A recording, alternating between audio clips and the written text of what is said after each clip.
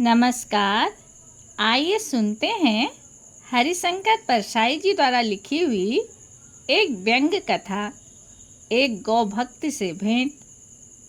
एक शाम railway station पर एक स्वामी जी के दर्शन हो गए। ऊंचे गोरे और तगड़े साधु थे, चेहरा लाल, केरवे रेशमी कपड़े पहने थे। साथ एक छोटे साइज का किशोर सन्यासी था। उसके हाथ में ट्रांजिस्टर था और वह गुरु को रफ़ी के गाने सुनवा रहा था। मैंने पूछा, स्वामी जी कहाँ जाना हो रहा है? स्वामी जी बोले, दिल्ली जा रहे हैं बच्चा। स्वामी जी बात से दिलचस्प लगे। मैं उनके पास बैठ गया। वे भी बेंच पर पालथी मारकर बैठ गए। सेवक को गाना बंद करने के लिए कहा। कहने लगे, बच्चा, धर्म युद्ध छिड़ गया, गौरक्षा आंदोलन तीव्र हो गया है। दिल्ली में संसद के सामने सत्याग्रह करेंगे। मैंने कहा, स्वामी जी यह आंदोलन किस हेतु चलाया जा रहा है? स्वामी जी ने कहा, तुम अज्ञानी मालूम होते हो बच्चा। अरे, गौ की रक्षा करना है। गौ हमारी माता है, उसका वध हो रहा है। मैंने पूछा, वध कौन कर रहा है? वे बोले, विधर्मी कसाई। मैंने कहा, उन्हें वध करने के लिए गौ कौन बेचते हैं? वे आपके सधर्मी गोभक्त ही है ना। स्वामी जी ने कहा, सो तो है, पर वे क्या करें? एक तो गाय व्यर्थ खाती है, दूसरे बेचने से पैसे मिल जाते हैं। मैंने कहा, यानी पैसे के लिए माता का जो वध करते हैं वही सच्चा गौ पूजक हुआ। स्वामी जी मेरी तरफ देखने लगे। बोले, तर्क तो अच्छा कर लेते हो बच्चा, पर यह तर्क की नहीं, भावना की बात है। इस समय जो हजारों गौ भक्त आंदोलन कर रहे हैं उनमें शायद ही कोई गौ पालता हो, पर आंदोलन कर रहे हैं, यह भावना की बात है। स्वामी जी से बातचीत का रास्ता खुल चुका था। उनसे जमकर बातें हुई, जिसमें तत्व मंथन हुआ। जो तत्व प्रेमी हैं उनके लाभार्थ वार्तालाप नीचे दे रहा हूँ। स्वामी और बच्चा की बातचीत। स्वामी जी, आप तो गाय का दूध ही पीते होंगे? नहीं बच्चा, हम भैंस के दूध का सेवन करते हैं। गाय कम दूध देती है और वह पतला होता है। भैंस के दूध की बढ़िया गाढ़ी मलाई और रबड़ी बनती है। तो क्या सभी गौभक्त भैंस का दूध पीते हैं? हाँ बच्चा, लगभग सभी। तब तो भैंस की रक्षा है तो आंदोलन करना चाहिए। भैंस का दूध पीते हैं, मगर माता गौ को कहते हैं। जिसका दूध पिया जाता है वही तो माता कहलाएगी। यानी भैंस को हम माता। नहीं बच्चा, तर्क ठीक है, पर भावना दूसरी है। स्वामी जी, हर चुनाव के पहले गौ भक्ति क्यों जोर पकड़ती है? इस मौसम में कोई खास बात है क्या? बच्चा, जब चुनाव आता है तब हमारे नेताओं को गौ माता सपने में दर्शन देती है। कहती है, बेटा, चुनाव आ रहा है, अब मेरी रक्षा का आंदोलन करो। देश की जनता अभी मूर्ख है, मेरी रक्षा का आंदोलन करके वोट ले लो। बच्चा, कुछ राजनीतिक दलों को गौ माता वोट दिलाती है, जैसे एक दल को बैल वोट दिलाते हैं। तो ये नेता एकदम आंदोलन छेड़ देते हैं और हम साधुओं को इसमें शामिल कर लेते हैं। हमें भी राजनीति में मजा आता है। बच्चा, तुम हमसे ही पूछ रहे हो, तुम तो कुछ बताओ, तुम कहाँ जा रहे हो? स्वामी जी, मैं मनुष्य रक्षा आंदोलन में जा रहा हूँ। यह क्या होता है बच्चा? स्वामी जी, जैसे गाय के बारे में मैं अज्ञानी हूँ, वैसे मनुष्य के बारे में आप हैं। पर मनुष्य को कौन मार रहा है? इस देश के मनुष्य को सूखा मार रहा है, अकाल मार रहा है, महंगाई मार रही है, मनुष्य को मुनाफाखोर मार रहे हैं, काला बाजारी मार रही है, भ्रष्ट शासन तंत्र मार रहा है, सरकार भी पुलिस की गोली से चाहे जहां मनुष्य को मार रही है। स्वामी जी, आप भी मनुष्य रक्षा आंदोलन में शामिल हो जाइए ना। नहीं बच्चा, हम धर्मात्मा आदमी हैं, हमसे यह नहीं होगा। एक तो मनुष्य हमारी दृष्टि में बहुत तुच्छ है। ये मनुष्य ही तो हैं जो कहते हैं मंदिरों और मठों में लगी जायदाद को सरकार जब्त कर ले। बच्चा, तुम मनुष्य को मरने दो, गौ की रक्षा करो। कोई भी जीवधारी मनुष्य से श्रेष्ठ है। तुम देख नहीं रहे हो, गौ रक्षा के जुलूस में जब झगड़ा होता है तब मनुष्य ही मारे जाते हैं। एक बात और है बच्चा, तुम्हारी बात से प्रतीत होता है कि मनुष्य रक्षा के लिए मुनाफाखोर और काला बाजारी के खिलाफ संघर्ष करना पड़ेगा। यह हमसे नहीं होगा। यही लोग तो मंदिरों, मठों और गौरक्षा आंदोलन के लिए धन देते हैं। हम इनके खिलाफ कैसे लड़ सकते हैं? खैर, छोड़िए मनुष्य को। गौरक्षा के बारे में मेरी ज्ञान वृद्धि कीजिए। एक बात बतलाइए, मान लीजिए आपके बरामदे में गेहूं सूख रहे हैं, तभी एक गौमाता आकर गेहूं खाने लगती है। आप क्या करेंगे? बच्चा, हम उसे डंडा मारकर भगा देंगे। पर स्वामी जी, वह गौमाता है, पूज्य है।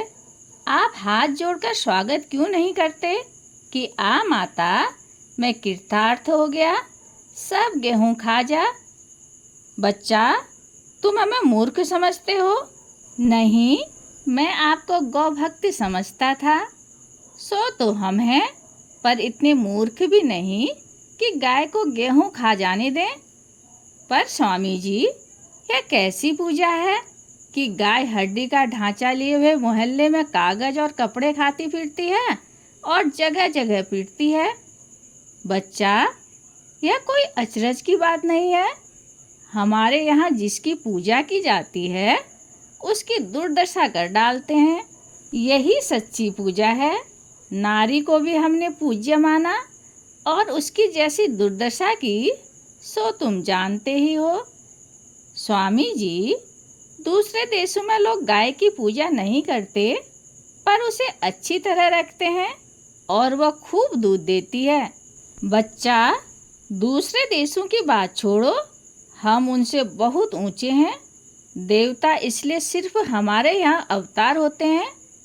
दूसरे देशों में गाय दूध के उपयोग के लिए होती है, हमारे यहाँ यह दंगा करने, आंदोलन करने के लिए होती है।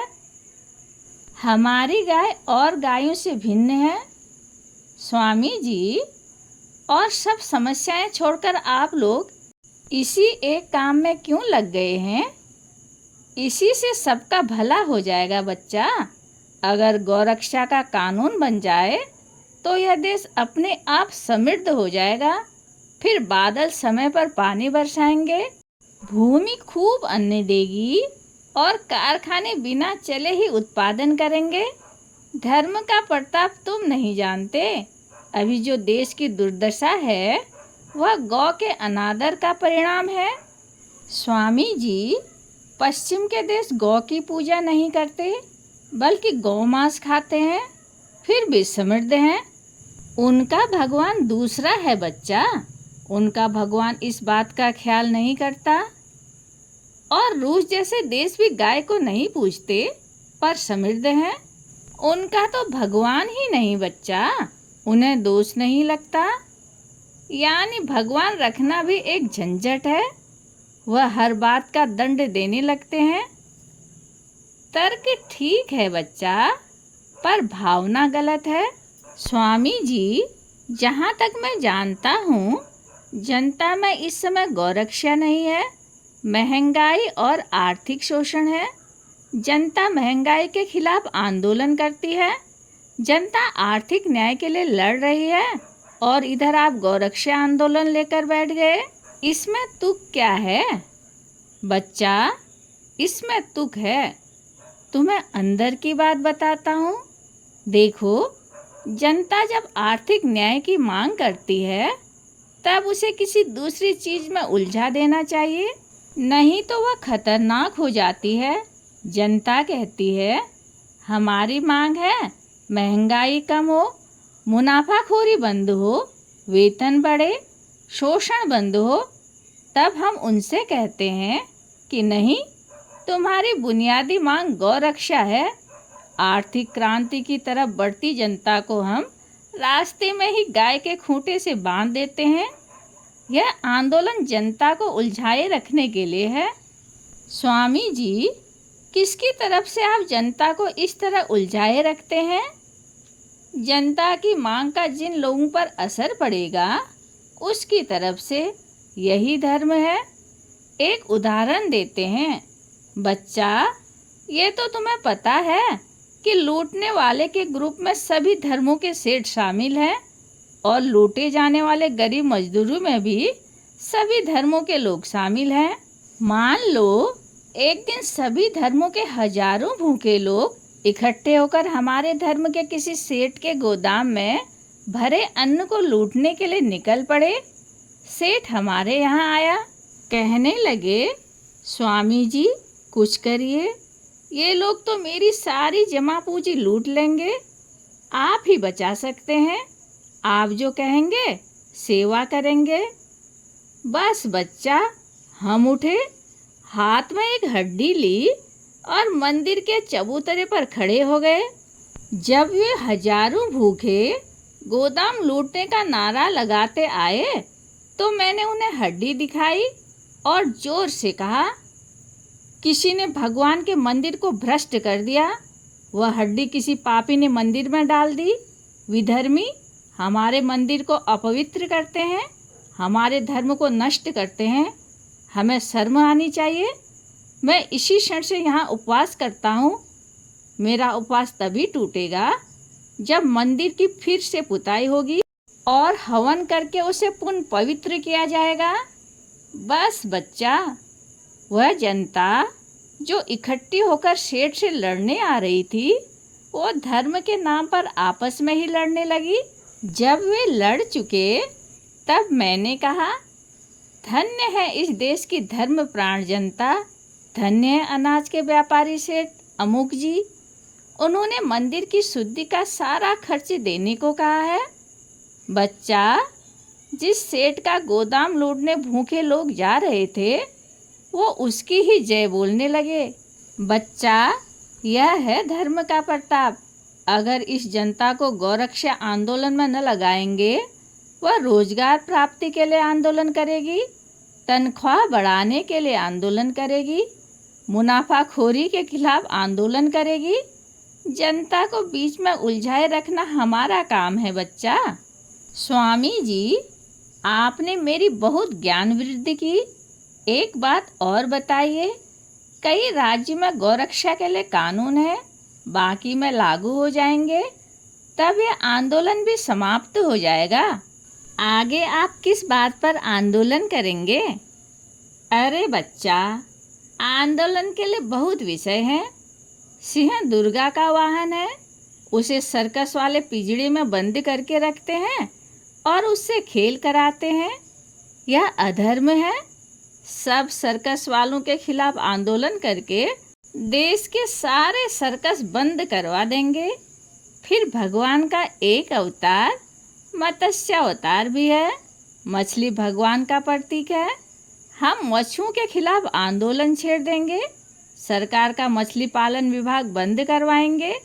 बच्चा, लोगों की मुसीबतें तो तब तक खत्म नहीं होंगी जब तक लूट खत्म नहीं होगी। एक मुद्दा और भी बन सकता है बच्चा। हम जनता में ये बात फैला सकते हैं कि हमारे धर्म के लोगों की सभी मुसीबतों का कारण दूसरे धर्म के लोग हैं। हम किसी न किसी तरह जनता को धर्म के नाम पर उलझाए रखेंगे। बच्चा, इतने में गाड़ी आ गई। स्वामी जी उसमें बैठकर चले गए। बच्चा वहीं रह गया। कहानी सुनने के लिए धन्यवाद।